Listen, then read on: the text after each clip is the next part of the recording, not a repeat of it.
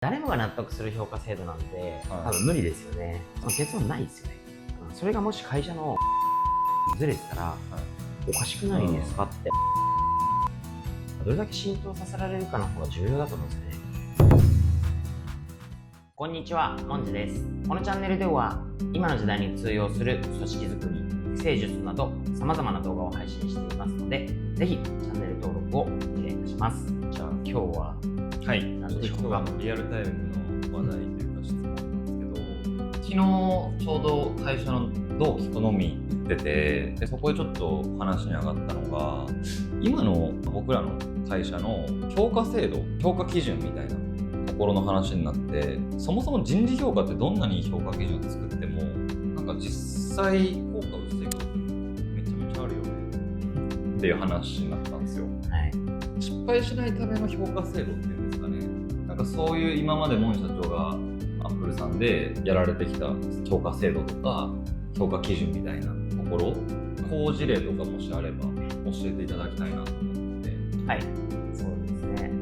誰もが納得する評価制度なんて、多分無理ですよね。そうですよね。無理って言っちゃいけないけど、多分不可能だと思うんですよ。だからこれが正解だ、これがいい人事評価だっていうのは、結論ないですよね。ないですか？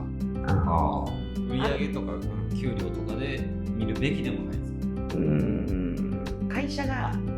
何を評価するかっていうのは、会社の意思表示だと思うんですよ。だから会社とかチームのやっぱ目的とか目標に沿ったものでなければいけないなと思いますよね。だって従業員サイドからしたら、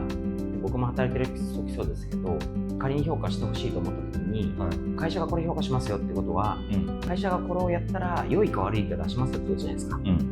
それがもし会社の目的とか目標とずれてたら、おかしくないですかってやっぱなるんで、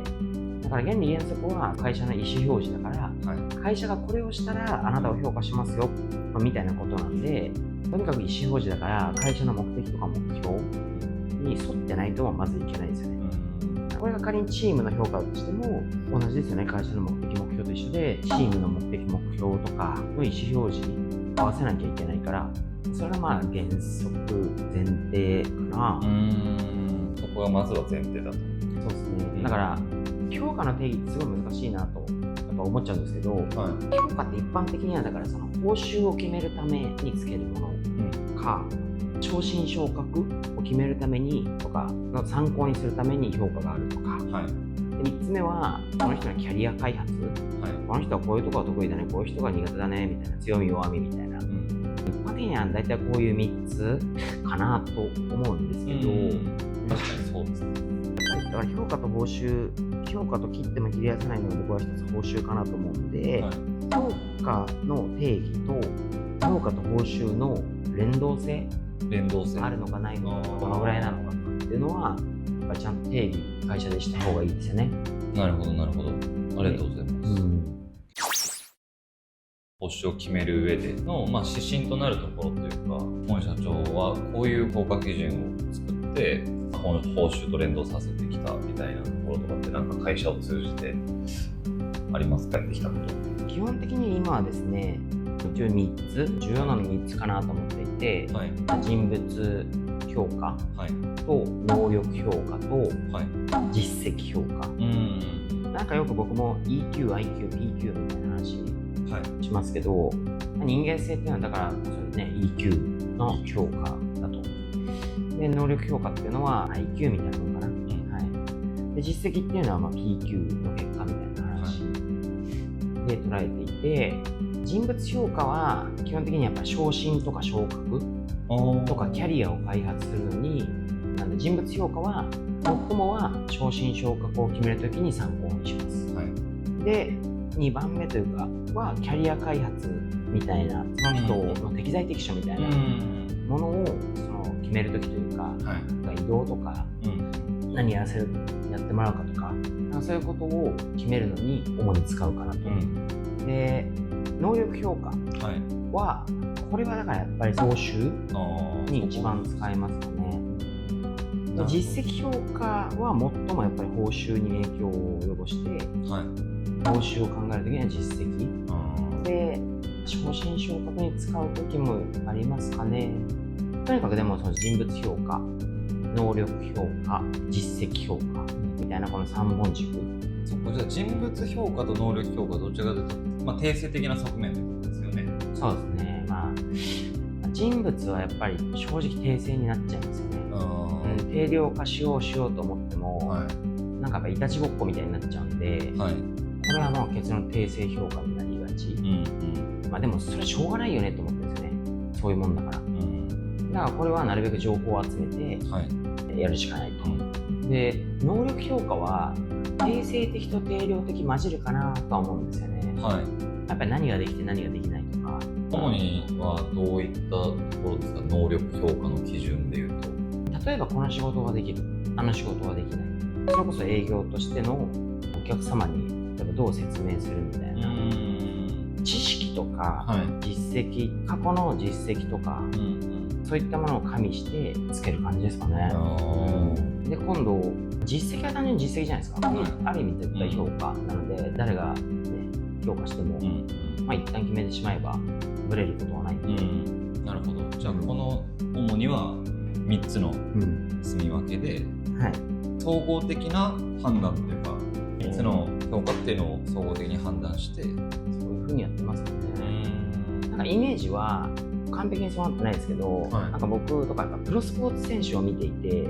あれが理想だなと思ってるんですよね。理想ではないけど、一つすごい参考になるなと思っていて、例えばプロ野球選手って今年の実績とか去年の実績とか直近の実績で来年の年俸が決まるじゃないですか。確かに。これ一つありますよね。でも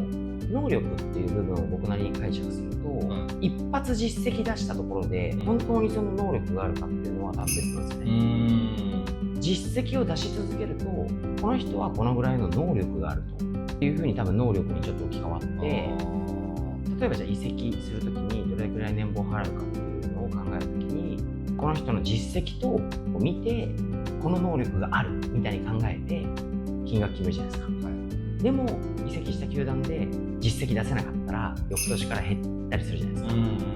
でも過去にその実績を出したってことは、この実績を出すポテンシャルみたいな能力はあるだけど実績としては低いから下がる。でも例えばですけど、過去に年俸を1億円ぐらいもらえる人、そのぐらいの実績を出したことがある人を移籍させて取ろうと思ったら、例えば直近の実績も同じぐらいだから、じゃあ1億円みたいな話で取ってきました。でも例えば6年そのチームで実績全く出せませんでした。そしたらいきなり5000万とか下がるんですよ。でも同じ結果を例えば新しく入って2年目の人が1年ポンと出しただけでいきなり5000万にはならないんですよ。これってやっぱ実績評価と能力評価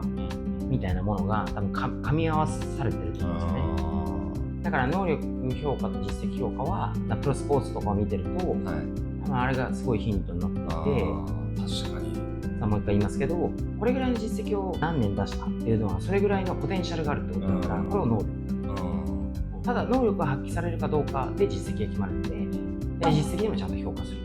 これが結構正しいんじゃないかなと思って。あと人物評価に関しては割とそこが入らないわけですよね、プロスポーツとか。そうですね。でも本当に入んないかって言われた時にちょいちょい見るんですよ。わかります。要はあまりにもコンプラ違反、どんだけ成果出しちゃうとコンプラ違反とかクビになる可能性チームに入れないですもんね。もしくは逆にすごい、例えば能力が過去ありました、でも最近実績出ていません。でも年俸は同じ実績出してる人よりも高いです。要はその人がそのチームにいることによって他にもたらす影響みたいなものを多少評価してるじゃないですか。だからなんかそういうのを会社に当てはめると人物評価にして、その人がいると、例えばじゃあ大谷があれだけ勤勉ですごいしっかりとプロとして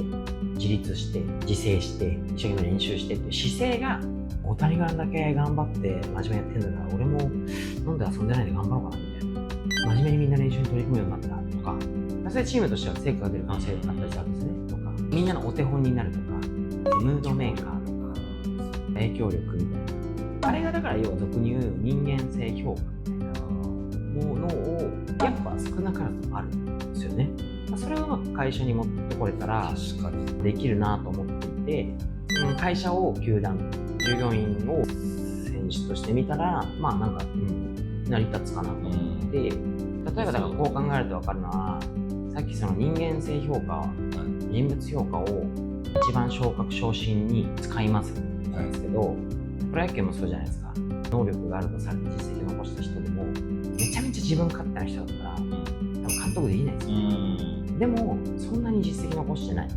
選手の時はこんなやついたなみたいな感覚だけど、監督になってものすごい成果出す人とかもいるじゃないですか。確かに。でもそれって何なんだろうなって考えたら、やっぱ人格者だったりとかするわけですよね。だからこれ人物評価が成功する例だと思うんですよ。なので基本その3本軸を考えながらやってますね。多分一番大事なのは評価の定義とか評価制度は何のためにあるのかとか、そういうのをちゃんと従業員にどれだけ浸透させられるかの方が重要だと思うんですよね。会社として考えたら何のために評価しますかって改めてこう考えた時に、だから意思表示の前提があったとして、でも評価をした後って結果良い評価だったらそれを励みにもっと頑張ってもっと成果出してほしい、悪い評価だったら振り返ってもっと成果出るように頑張ってほしい。これしかないわけですよ、会社として考えたら、なので最終的にそこに行かせたいわけじゃないですか、従業員を。会社によっては成果悪い評価悪いって言ったらやめてくれみたいな話なのかもしれないですけど、でもとにかくその理想論はやっぱりどんな評価であったって最後それを来年越すために頑張ってほしいっていう話なんですよ。評価を受けて一喜一憂する人はあんま従業員の目線から見て良くないと思って、従業員に対してやっぱ評価の捉え方とか受け取り方とかっていうのをちゃんと浸透させていったりとか文化形成した方が僕はいいと思うんですよ。確かにそれは大事ですね。だから繰り返しますけど、評価の受け取り方をちゃんと浸透させる、定義を決めて、これ会社の意思表示ですよ、で評価を受け取ったらよかったらこう考えましょう、悪くてもこう考えましょうみたいな、これもやっぱりその悪い例、従業員の受け取り側の悪い例でいくと、俺評価納得いかないんだけど、俺こんなに頑張ってこうしたのになんでこんなに評価されないのみたいな、やめちゃおうかな、やる気なくなったわ。多分これね、世間の居酒屋でもしかしたら聞く話ですこれが最悪なとらわれ方じゃないですか。だからその受け取り方を、その評価をどう考えますかっていう。なるほど。受け取った評価がもし自分高評価と乖離してるんであれ、なんか言い方悪いですけど、じゃあ会社してたらやめますみたいな、そういう人になりますかっていう人か、納得いかないことをちゃんと論理的に説明、なぜこれは納得いかないかで、どこをどう直したらいいかとか、もっとどうしたらこれが上がるのかとか、逆に聞きに行けばいいじゃんみたいな話ですし、でそれよりも未来考えましょうと。悪かろうが良かろうが今受け取った評価は、これは自分としてはこの評価が出たって事実だから、これを受け止めて、これを未来に対してどう良くしていくかってことを去年に考えるためのものですよ、上司もそうだし、その会社のそういう浸透もそうだし、過去よりも未来を見るように受け取り方をどう捉えさせるかっていうのを浸透させた方がいいんじゃないかなと思っています。そもそも評価されるために仕事してるわけじゃないじゃんって僕は従業員サイドに思ってたんですよ。むしろなんで俺上司から評価されなきゃいけないんだ認めてほしいが先じゃないですよ。成果を出したから認められるわけなので、評価がどうであろうと成果を出すっていうことが僕に課されてる。それこそだから期待されてることは何なのか、自分の役割何なのか、求められてる成果何なのか、大体こういうののミスマッチがあるから、自分頑張ったのになんで評価されないんだっていうことになるわけで、俺の頑張り方間違えたなと思って、